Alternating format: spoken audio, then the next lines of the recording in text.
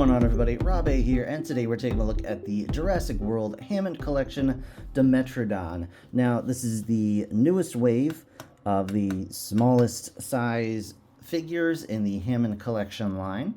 And now this is the revised versions that all now come with the glass eye effect. I don't know if they're actually glass. I assume they're plastic, but I could be wrong. I honestly don't know. And that's a pretty cool idea, and we'll see how it actually comes across in practice. But first of all, let's take a quick look at the packaging here. So you can see they've changed up the Hammond Collection packaging just a little bit.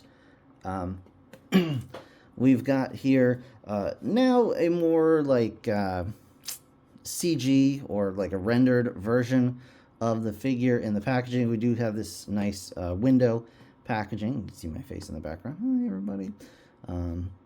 Yeah, so it's pretty cool. I do like the fact that they're actually using plastic. I know that's terrible, but honestly, it's a lot better for collecting figures like this, and it just works out better. So on the back, you can see a nice image of the Dimetrodon here.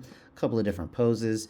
It's got a shout out for the glass eyes, but it doesn't really tell you anything other than just showing you that there is an eye here.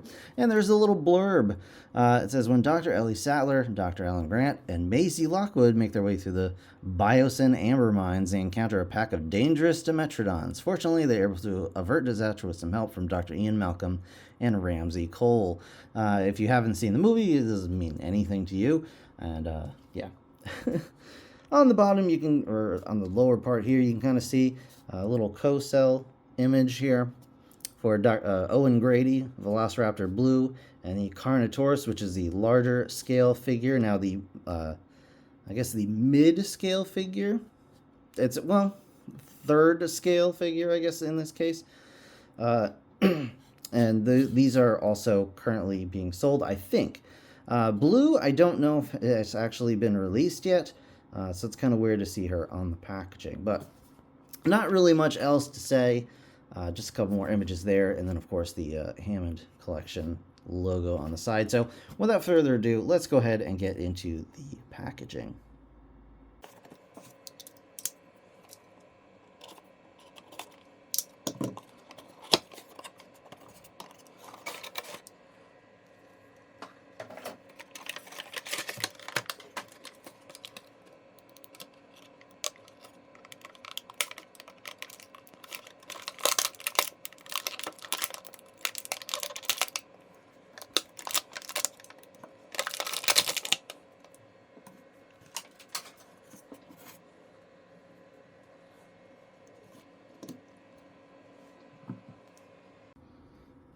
Alright guys, so now that we have the Dimetrodon out of the package, we can just attach the tail, just like so, and take a look at the figure out of the packaging. So, as you can see, it's not a bad looking figure overall. On first glance, the articulation is a little bit limited, especially here in the forelegs, which is rather unfortunate. You've got side-to-side movement here, so you can move out to the sides on front and back legs. Rear legs go all the way around if you force them. Well, maybe not, because it's got a stopping point right there with the sculpt, so you might be able to get most of the way around, but not quite. But I think that's perfectly fine. You do have a knee in the back, which also rotates. You've got a foot, which rotates and swings back and forth. The tail, of course, is on a ball joint and is a bendy tail. So that's pretty cool. You get a lot of nice motion out of that. The fin is a soft, rubbery sort of plastic, but it's stiff enough at the base that it's not going to flop around, but at least you get some nice motion out of that. The forelegs, like I mentioned, they do go out. There is an elbow joint here, like so, but nothing for the foot itself. You can rotate it around, but that's kind of a bummer, especially since they put it in kind of a action sculpt here. That's pretty kind of a disappointment, especially for this class of figure. You don't want to be forced into any one particular pose. Kind of the entire point of this is that it's supposed to be the higher end of posability and collectability, but there you go. The eyes are gonna be, I'm gonna try and get these things to focus here as best I can. Come on now.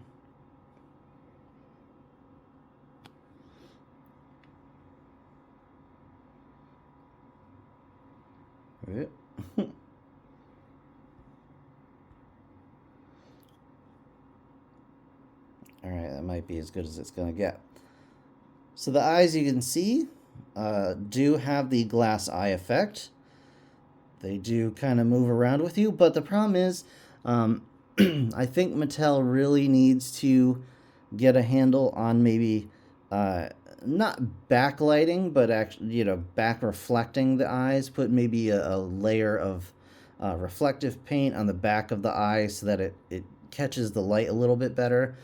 Because especially on these smaller figures, it's just going to be very, very difficult to see. And then we have the head articulation. The head can go down a little bit. It does break the sculpt of the fin.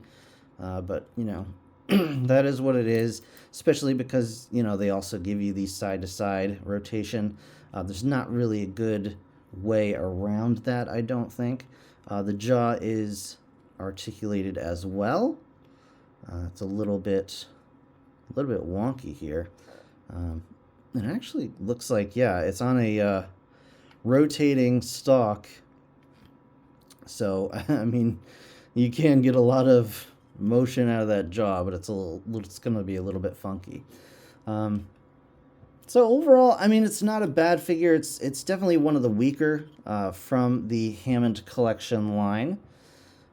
But, it's fun to have different animals. So you kind of give it a pass because you're like, well, I'd rather have a Dimetrodon than like nothing, or another raptor, which is, what we're getting. Speaking of raptors, here's a quick size comparison with the Hammond Collection Velociraptor.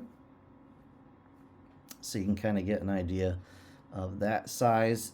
And then let's go ahead and toss in a human, aka Owen Brady, with his famous "stop in the name of love" situation here.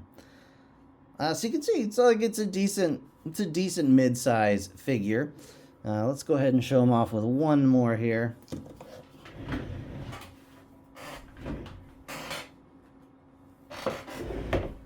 This is, of course, the newer size class Carnotaurus.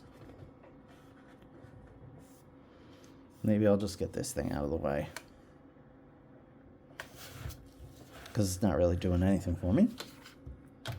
Pop that out of here. So you can see the great size differences in this figure line. Really coming through there. You got a whole lot of different sized figure. Come on. Come on, Raptor. Come on, Raptor. We'll pop in there. We'll pop him there. I guess we'll do one more with the Ceratosaur. So you can see almost all of the different size classes here. Obviously, the T-Rex and the Brachiosaur are not in the shot, but you get the idea. If you have the Ceratosaurus or any of the dinosaurs this scale, you can kind of see how they all work together. But overall, like, it's not bad. It's not great, but it's not bad. These Hammond Collection figures, I don't know, how everyone's experience is, but for me, they tend to go on sale and or clearance, and if that is the case, I think it's definitely worth a pickup. If not, it's probably one that you can skip adding to your collection, unless you're feeling like a completionist. But other than that, it's not bad, but it's definitely one of the weaker releases. But the paintwork's nice, the sculpt is definitely nice. You get all the scoots on the back there and stuff like that. But yeah, It is a Dimetrodon, so it's a little bit different, so it might be worth picking up just for that. But all that said, that's going to do it for this review, guys. I want to thank you so much for watching. I do apologize that I am a little bit rusty, just trying to get back into the swing of things a little bit here, one nibble at a time. So thanks so much for watching, guys. I'll see you in the next one. Bye for now.